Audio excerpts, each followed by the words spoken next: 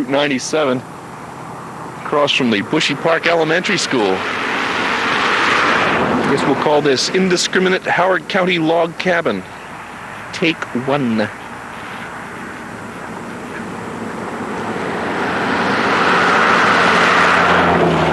It's what we call a fixer-upper. Did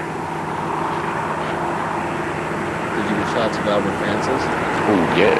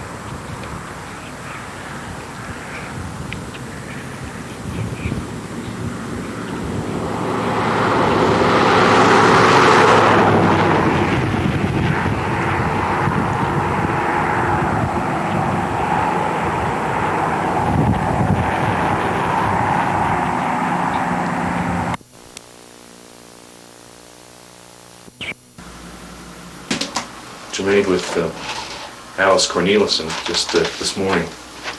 I didn't know she had a tape. Oh yeah, the audio tape that she made, the voice recording that she made when she first interviewed you for the book. And yeah, she made a... Didn't you know she was making a tape? I certainly did not. Oh, I certainly did not. Oh, that's funny. And when you told me you had played the tape, I said, well, I didn't know she'd made a tape. Oh yeah. That's because in fact there's two tapes because evidently you spoke with her for a pen right here, Jim. You spoke with her for, gee, I guess a good well over an hour. I guess so, because she used to visit here several times, and we just stayed any length of time, but I had no idea she had a tape. Oh, yeah, very extensive tape. In fact, that's where I've pretty much got most of the information that we'll talk about today. What I liked about the tape so much was... Do you have it today? No, I didn't bring it with me. Oh. No, I didn't bring it. I'd like to hear it, to know what I said. Well, I tell you, I could probably... I could make a copy of it. I wish you would, please. She would have no problem with that. Mm-hmm. Let me make a copy of it for you. You can keep it. I'd love it. Yeah. Mm-hmm. I certainly enjoyed listening to it because you... how many years have you lived here? Soon it'll be 80. I was born here. We're in there. Okay. I'll be 80 the 24th of September. You'll be 80 years old? Mm-hmm. You don't look 80 years old. Oh, I feel it, though. You don't look 70 years old. I feel it. Wow. What I liked so much was the stories that you had to tell about living in the country, what it was like to live in the country in 50, 60 years ago. Because people, they don't live that way anymore. And I think it's important to, I know Alice feels this way too, it's important that people remember what it was like when people did things for themselves and did things for their neighbors. And you don't find that kind of spirit, the community spirit anymore. It's very hard to find. Cities where people are living next to each other for years and don't even know their names and don't help each other when they're ill or when they pass away or what have you. It's very much part of country life. And you've been there. You've lived that. So that's what I'm hoping that we'll talk further about today, about those elements of living in the country when all these houses weren't here. Tell you, obviously, I see along this road that there's houses that look like they've only been here for maybe 10 years at the most. Not that long. Not even that long? No, this one just, this one hasn't been here a year yet, right there. when did this area first start becoming built up? So I guess in the 70s, I Yeah, guess. the late 70s? Uh-huh. Yeah, that's what it looks like. All these houses look very new. Early 70s, which was that house right next door, was the first one that's built here. The brick house down here, that was probably built in the 60s. And that was my neighbor. We were neighbors for 70 years that built this brick house right next door. Tell me, when you were a child, now you've lived in this house all your life, right? Born right here. Born right here, okay. What was the area like when you were very young? What was it like before all these other houses were here? Well, I think there was only about 5 houses on this road, and this road begins at A.E. Mullick's and ends at Ed Warfield's. And it was only about 5 houses in this area. And there were 2 white families on this road, and all the rest was black families. So this has been a black community for Right. quite a while. Quite a while, yes. Okay. How far away were you from? What did you do when you felt you had to go shopping for something, whether it was food or clothes? Where would you go? Well, Ellicott City was the main place for clothing, and Daisy was a grocery store, post office combination. You go there, you buy your shoes, your coats, your hats, and all the your food. And if you needed anything to work on the farm, you also was a country store. It supplied you with anything. That was the closest store. Then the next one was in Lisbon. And they did practically the same thing, but they didn't have the clothing and all like they did at Daisy's store. I see. So. And it was horse and buggy days, or else walk. Now you're talking about going to Daisy Church. That's where I went to school, to walk down there in the morning and walk back in the afternoon. Started school when I was 6 years old. How far a walk is that? It's 2.5 miles. Rain or snow? Rain or snow. Well, no, we were quite fortunate. My father always had horses and what we used to call buggies. And if the weather was bad, well, he would always take us and then come pick us up at school. But all the children that went to school didn't have that. Now, tell me about, I know what I wanted to ask about. So you went to these stores and whatnot for clothing that you could buy. Right. Things like that. Now, did you buy all of your clothing? Oh, no, they always made clothes. My mother always sewed. She sewed all that she could, practically all the girls' clothing. She had made them. Men would usually buy their pants. They wore dungarees and overalls. And they would now order them at the store, and the storekeeper would buy them when he would go into Ellicott City or to Baltimore and then bring them out for you. Oh, okay. Now I get the idea of how that worked. Okay, what about the things that you didn't buy then? You say your mother would make them? Oh, your clothing, yes. And what kinds of things would she make, and what would she make them out of? Well, our underwear was made from flour sacks. You remember that, don't you, Dorothy? Mm-hmm. You bought your flour in muslin bags, and they bleached them up, and they cut your underwear out. And they all had sewing machines or could sew by hand, and they were made at home. Were they comfortable? Well, we don't know whether they were comfortable or not. We had to wear them. I'm trying to think of what that would feel like. Well, when I came along, it was just our slips they made out of the bag. Uh-huh. Did you also have things like slips made out of it? Yeah, we have practically all our underwear. And our panties was made out of them, too, with a little fasten in the back. How about things like dresses and things? Well, they had flour sacks, which was colored, and dresses was made from flour sacks, or feed sacks. Beautiful patterns in sacks. Gee, I'd like to see what one of those would look like today. Well, so if you come around sometime and I get a chance to look around, I'll show you some of them. You still have things like that? Yeah. Is that right? Oh, wow. I'd never think that you'd still have something like that. I think I have some brand new sacks that's never been used that feed used to come in. Oh, that's grand. Gee. But you don't still have any of the actual old clothing that you wore that were made out of it? No. Mm-mm. After 80 years. Yeah, really? I can't. Because people pretty much wore things then until they wore And out. They handed them. And they would hand down to different generations, different children, because there was 7 of us in the family. And when one outgrew it, well, it was passed on to the other.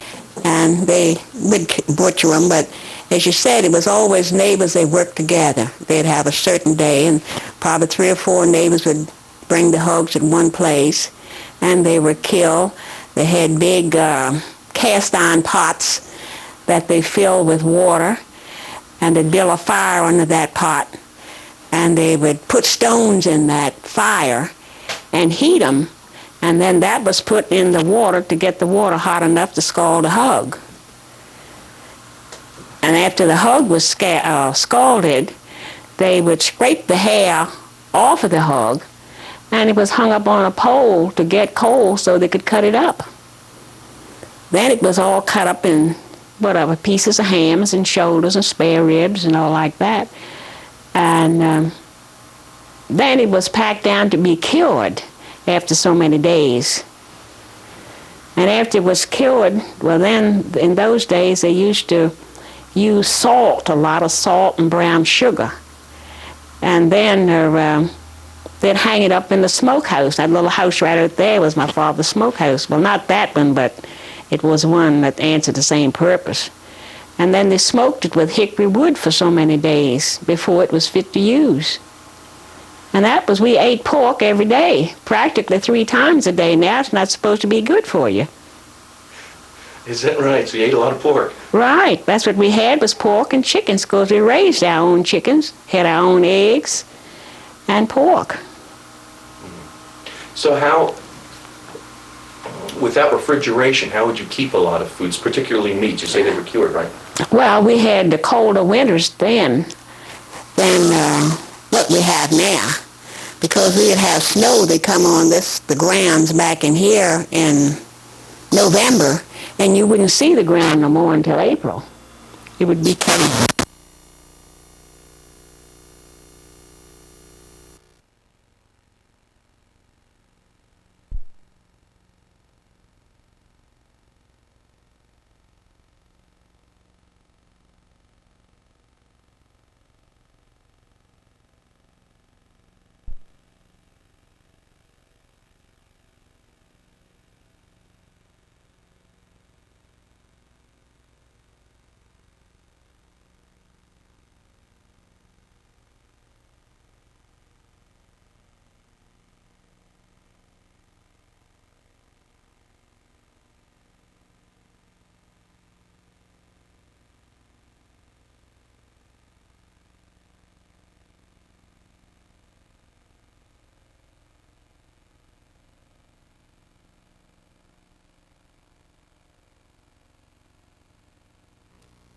Other people say that too. They seem to remember winters being colder. Much colder.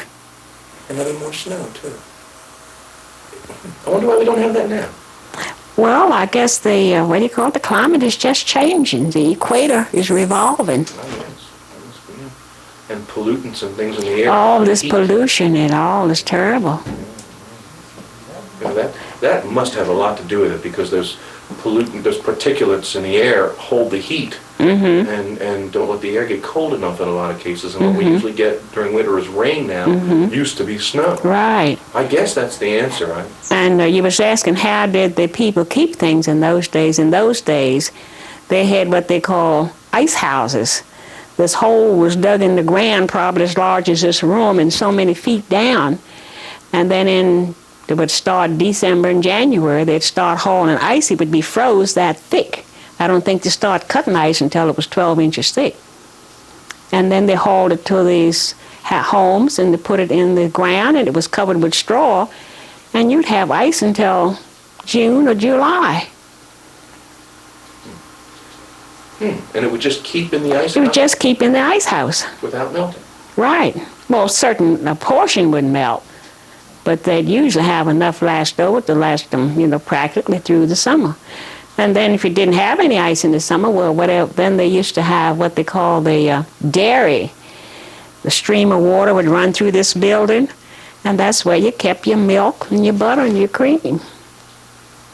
So you had one of those on the property too? Now, we didn't have one of those, but a lot of the farmers had one. My father always had a pump, Oh, I see.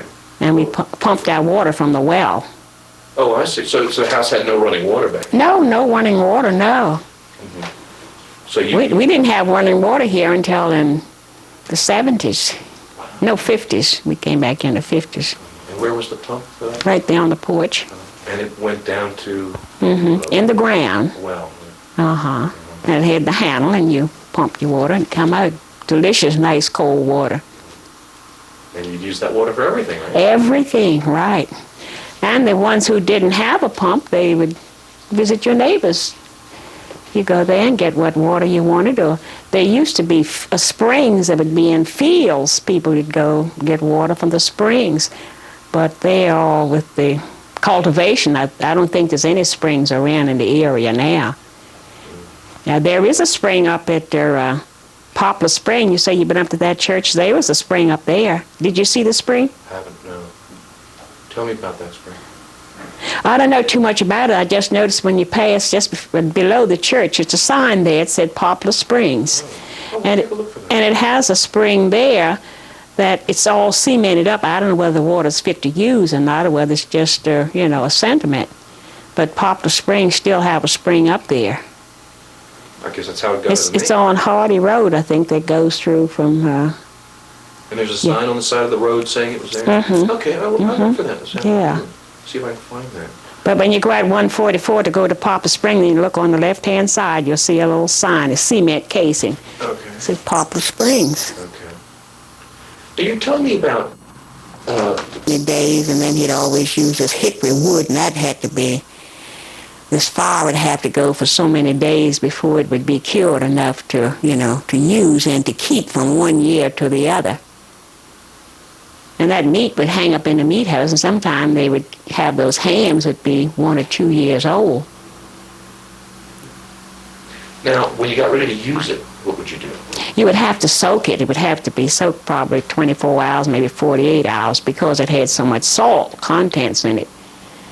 And then it would have to be boiled. It had long boilers, what they used to call a regular ham boiler. And it would have to cook 4 or 5 hours in this boiler before it would be ready to use. But it was delicious once you cut an old home-cured ham. I guess you've had Smithfield ham, haven't you? It's my favorite. Yeah, it's my favorite. I've often wondered how they did that. Now, that's the way my father, in this area, they used to care, but I don't know how down in Smithfield, how they cure them for the, for the market. Much the same way, I guess. Well, I'm sure they have another short process now than what they did in those days, because it would take it months, before it would be ready to use the way they used to do it. All the blood had to drain out, and all the moisture would have to drain out.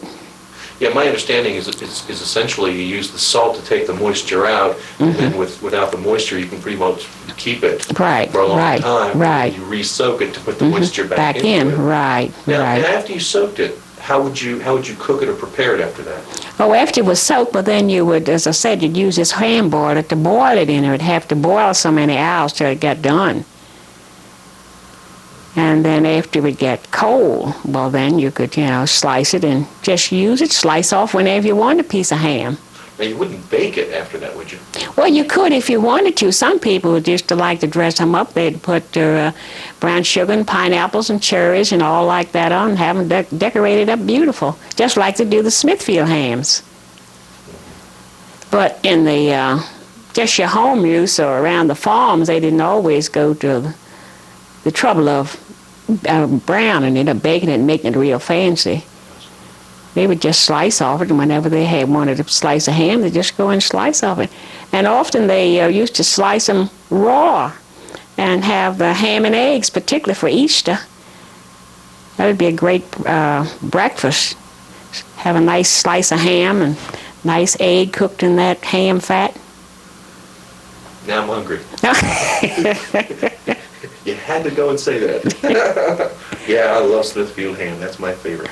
But a lot of people don't know how to prepare it. Right. If they don't soak it long enough, it comes out so salty. And they can't understand why.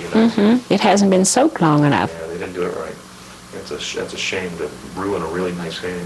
And they're expensive too. Oh yes, they certainly are. Now how about fruits? How would you keep things like fruits and vegetables? Well, I guess Alice told you about that too.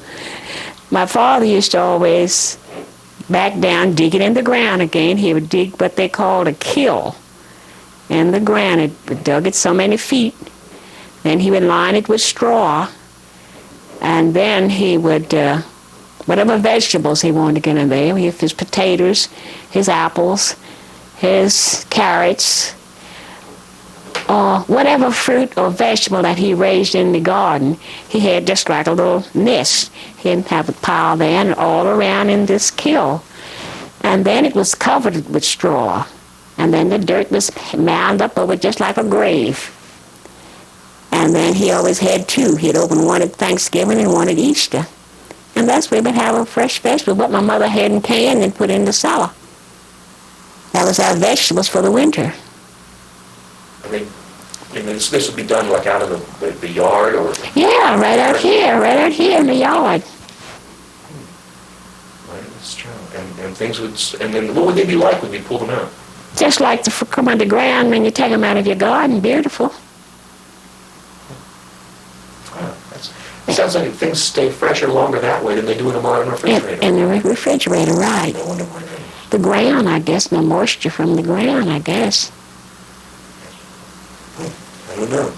Sounds wonderful. Do you like to taste foods like that? Did foods taste different back then than they do today? Certainly they did. Food was much better then than what it is now, because a lot of the food that they have no taste to it at all. Because they take so much out of it and add so much to it where you lose your value and your taste. But if you bit into an apple or a pear, it tastes like an apple or pear. Potatoes and turnips. A delicious flavor. Yeah, I think I missed something. Yeah. Can't get better than those. Yeah, those were good days, I'm telling you. Sounds great. How about things like dairy products and what you did with the milk and the cream and things like that? How are they kept and what would you do with them? How would you keep them and prepare them? Well, there were different ways of keeping. Some people had what they used to call was a big machine, a separator. The richer people had those, but the poor people just had the regular milk crocks, and they would strain the milk in the crock, and after you let it sit overnight, you'd have cream probably like that on the top of it. And you could take that cream off and use that for your butter. And you had what you used to call a churn to make your butter, and I'm sure you've heard of that if you have antiques. And they'd churn it and make your butter, and that was where you got your butter and your buttermilk. And then sometimes they'd let the milk stay in the crock, and it would get sour. And then that's what they used to make the cottage cheese out of. That was put in, strained, they didn't call it whey, would drained off of that, and that was made into cottage cheese. It sounds like people found a use For everything. Nothing was thrown away or wasted. Yeah, people don't know what to do with so many things today. And No, that's right. It's a waste in the United States. So many things. The country people always seem so much more resourceful in that respect. Well, they had to be, because so far as luxuries and money, they didn't have it. People go out and work for 50 cents a day, or $1 a week, and you have a family, well, they have to use everything. Yeah, people don't know what that's like anymore, I'm afraid. Including... Always saw that we were in church, Sunday school. Now, did she do any kind of work at all? Well, no, and at home she had 7 children. So that's work. That's work. And after some of the children grew up in later years, I can remember she used to go around just in the area as a midwife. But she didn't make a practice of it, but if the neighbors needed her, she was there. Now, what does that involve? Midwife? Yeah, what is that? What would she? Well, that's when a baby is born. What kind of things would she do? They took care of whatever the nurses do now in the hospitals when they were born. That's what the midwives did. Lots of times lots of people didn't even have a doctor when a child was born. The midwife took care of them. So the midwife sort of helps out in the birthing process? Mm-hmm, mm-hmm. Yeah. And do you remember her going around and doing that? Well, certainly, yeah. Did you know exactly what it was she was doing? No, I didn't. No one did. I didn't know what she was doing. A midwife was just a midwife, that was all. But what it consisted of, I didn't know. That's what I thought. Young people didn't talk about it a whole lot. No, they certainly didn't. And older people didn't talk about it before the young ones either. Like everything is discussed now before children. Okay, tell me about your grandfather. His name was Henson Dorsey, correct? Right. Now, and what did he do? Well, the only thing that I can remember he did was farm work.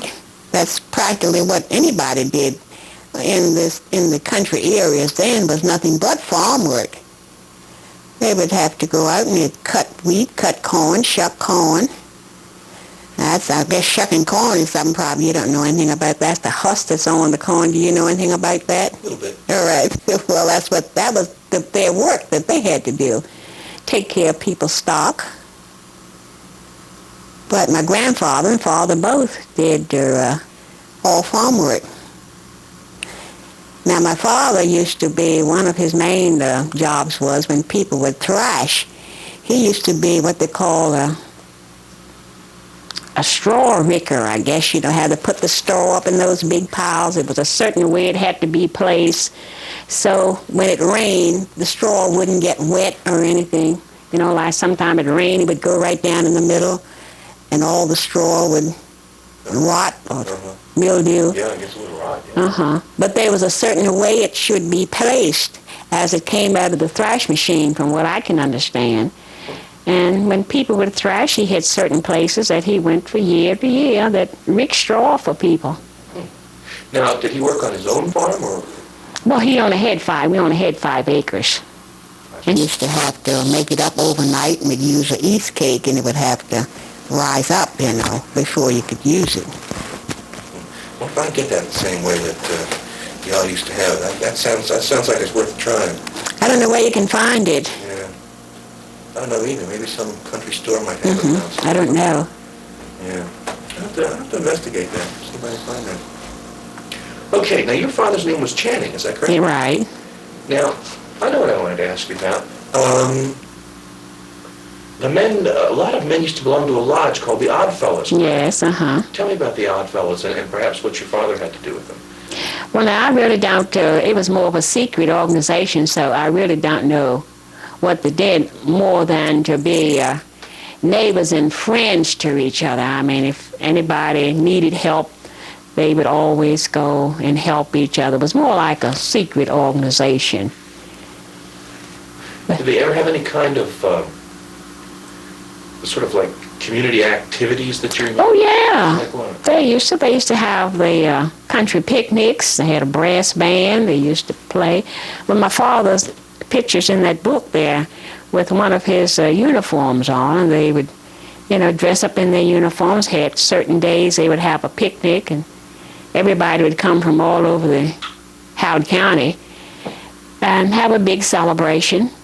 And they used to play baseball and all kinds of games. Well, that sounds pretty good. Did they have things like dances and things? Oh, yeah. The brass band would dance, and you didn't have a dancing floor. You danced on the ground. Why not? Where did they meet? My understanding is there was a hall somewhere. Oh, well, that's gone now, but that was up there near Poplar Spring Church, where they had the Oddfellows Hall. Because I think they had one over in the Elkridge area, too. He just did that on the side. Let me do something here, if I can. I'd like you to sort of hold this basket like that. And Jim, would you zoom in on that? Just on the Just basket? on the basket. Right about there, that's good. Why not just a 10? Okay, and tilt up here. Now zoom in a 10. Now zoom in a 10. There we go. Okay, just want to get several seconds of that so that I can use. Do we wind down and include her in the basket? Yeah, that's fine, because I can't have the math. So this way I can use it any way I want. In fact, tighten up a little more. There, okay. Right there. Okay. Boy, that is gorgeous. That is a really beautiful piece. Oh, thank you. Oh, it's just marvelous. I treasure it myself. Oh, yes, I'm glad to hear you do. Do you have any more besides the 2 that he made? Or No, this is all. That's it. Yeah. I say sometimes you really don't treasure things when you have a lot of them around. Same materials. No. And it's a cheaper quality. Well, I don't guess they could get the same material because I hear them say white oak trees is hard. From here, I guess. Right, yeah. Yeah, I think I've heard that myself about white oak. That And then, I wish I had more baskets. I really like baskets. They're so hard to find. I've heard so many people say that. Oh, they're terribly hard to find. Especially ones that are not as nice as that. Sometimes you can get ones that are, well, I say beat up. I was going to say beat up, but you don't find too many that are beat up because a well-made basket like that will last a couple of lifetimes. Well, that's what I had been concerned about this. As you see, some began to break. And I talked to a couple of painters, and they said not to put any kind of shellac or paint. That would dry it out. Right. And when we went to this party the other night, I asked them how did they take care of the basket. But the wood that those baskets was made out wasn't white oak. It wasn't. It was something else. See, then I'm wondering if you don't do something different for white oak. So I don't know. It'd be worth finding. Well, I was going to try this because they discolored, and then they do break the slips kind of. If you notice, this one especially has a lot of broken places in it. We were talking before about food and things tasting better and all of that. How did you do your cooking? In those days? We had a wood stove. It was. My father cut the wood to burn in the stove, and that's what you did your cooking with. What did it look like? Did it also have an oven in it? Or? Yeah, it had an oven. There were great big things like that. Then you cooked on the top of the stove. Also, you heated your house with it. And then it had an oven. Oh, you had all kinds of games and checkers and marbles and dominoes and different card games. Then after a while, you see the radios came, and we had the graphophones first. You had to wind them up with the records, and then they graduated to the radios, and you had radios and radio programs. It was happy times. You would enjoy it. That's what I wanted to ask you. It seems people talk about being getting bored now. Yeah. And all the problems of today and whatnot, but how could you be so happy with so much work to do all the time? Well, it was just a part of you. You hadn't been used to nothing else but this work to be done. And what good did it do you to be disagreeable about it? It had to be done. So you just might as well do it pleasantly and go along and get through your work so you can get out to play. Along with that, did you say they were hard times, but they were happy times? Happy times and happy people. You didn't hear people doing all the things to each other like they do nowadays. People never thought of things like that. And if one person was in trouble in the area, everybody cared. They went and tried to help. My father used to work down to, where West Friendship is. He used to rick straw down there. He'd walk down there in the morning and rick straw all day and walk back home at night and do his work. Then if anybody was sick in the area, the family didn't stay up with sick people. The neighbors would go and set up all night with if anybody was in your house sick. And they didn't have telephones, but they knew their nights to go to stay with that family. It was just a closeness, and there was love in those days. What happened that it isn't like that now? What happened? What you mean, what happens? What happened to us all to make it so that it's not like that anymore? Everything is too easy. Everybody thinks it's going too fast. Everybody's climbing too fast. And you just don't have time for other people. It's all self. Yeah, but people worked from Sun to sundown, right. And even beyond that when they came home. And yet, as hard as people worked then, they found the time. They did. For other people. But it has to be in here. Your heart. So that's how it changed. Yes, it had to be in your heart. And you had to care for people. Now, right now, somebody can die right next door to you, and they'd be buried and you wouldn't know it. But let somebody die in the area. That message traveled around, and everybody was by their side to try to help them. And going to do something for your neighbor and getting paid for it, like these little children will ask for $10 and $12 now if you go ask them to do something. It was done for nothing, just out of kindness. As I said, it was still from the heart. There was love in those days. Yeah, it's different though, isn't it? It's different, you can say that again. That's for sure. And everybody knew practically everybody in the area. Like around in here, everybody knew everybody. And if you was in need, somebody was there to help you. Yeah. Well, everything's changed.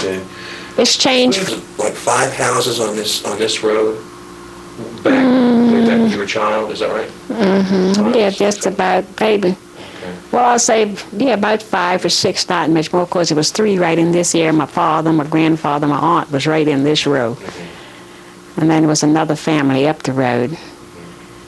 It was 4, and over there's 5, and the walls was 6, about 8, I guess, on this road from. Were they all black families, or there were white families too? There was 2 white families, and all the rest was black. Mm-hmm. How'd you get on with that? How'd you get on? We didn't know no difference. We didn't know any difference. I was just telling you that I had a neighbor for 70 years. We were raised up together. We ate together. And the boys slept with my brothers, and my brothers slept with them. There was no difference. That's the way we were raised. Why was there so much problems in the towns then between whites and blacks? And yet out here in the country, it seems like it was different. It was I guess it was because they were so much closer together. It was always open. You know, the country is always considered to be open spaces. So we had open spaces. Mm-hmm. So you never felt like there was a whole lot of, didn't seem to be a whole lot of racial problems here then, right? Didn't seem to be. There just wasn't. That's great. It sure wasn't like that in town. Because I've been talking to people who remember signs at the courthouse in Ellicott City that like had entrances and restrooms and whatnot that would say. Oh yes, I remember that too. I remember that too. But that was probably in the city. But as we said, we are saying back to the country, it wasn't like that in the country, and the farm areas.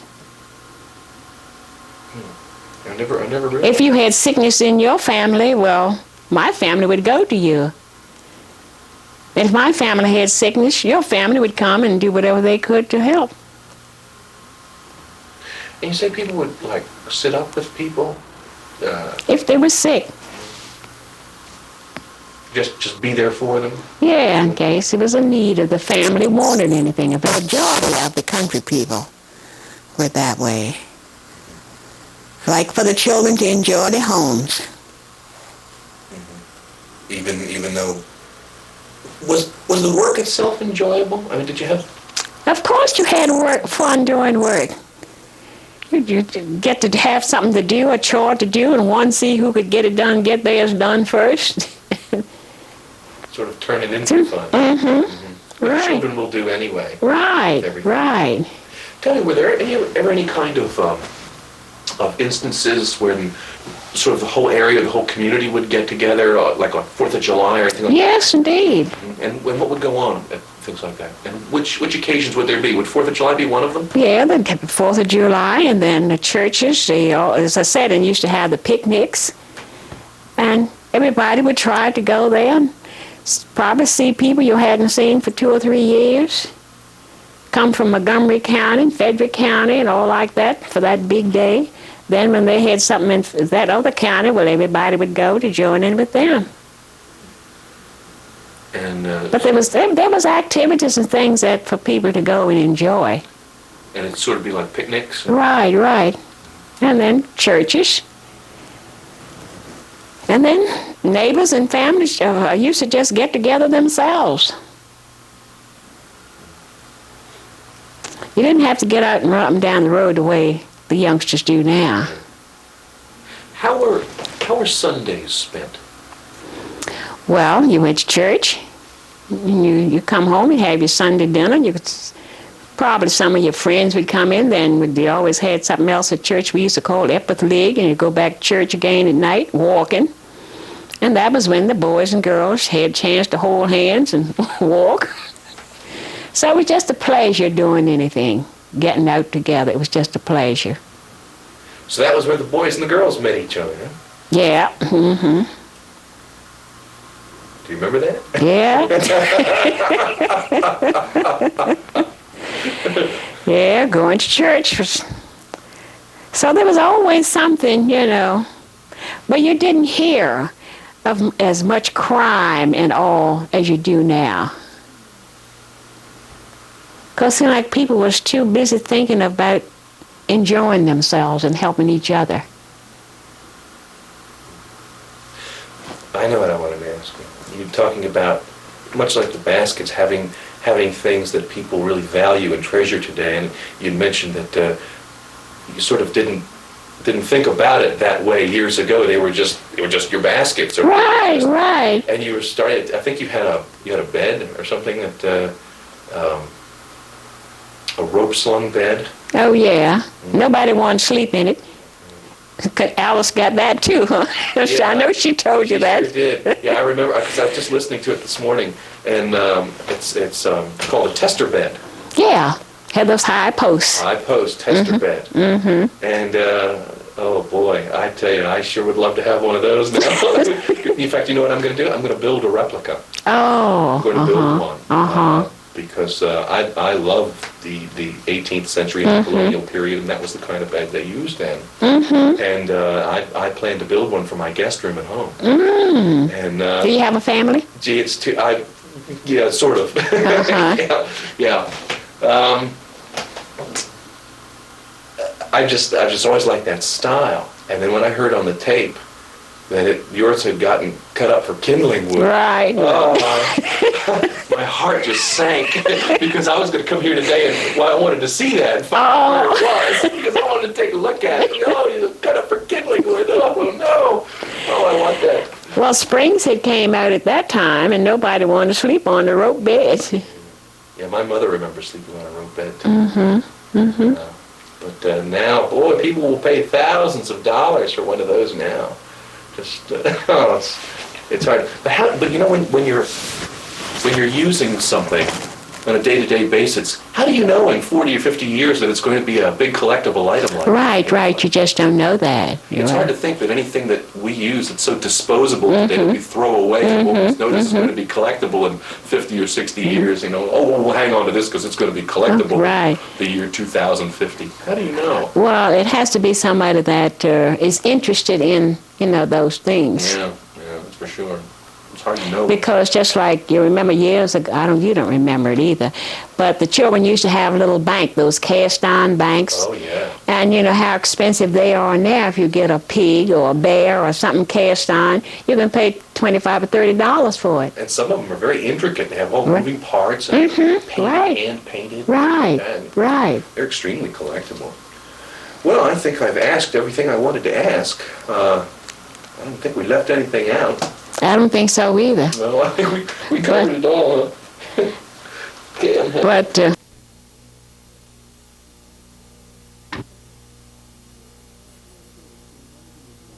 go ahead. Tub of the skinny dip variety.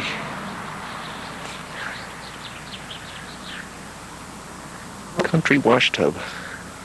Country bathing tub. What are we losing? Oh, we're losing we're losing tape end. We're at the end of the tape. Oh, That's all right. 3? I think we have 2 more with us. Get a whole bunch of this.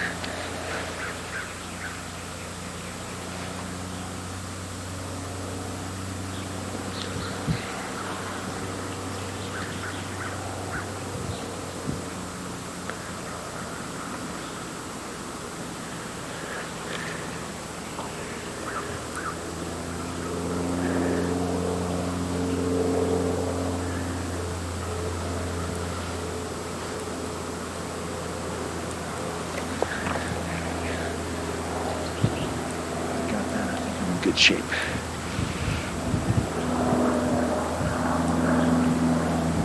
All right, we're in good shape. Okay.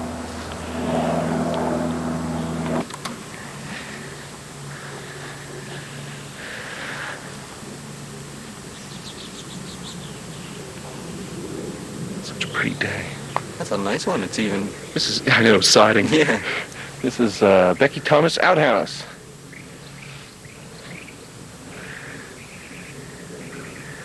I like the tree behind it. It looks great on camera. What would this little thing here be? It's a doghouse. Oh. Is this a doghouse? Where's the dog? But just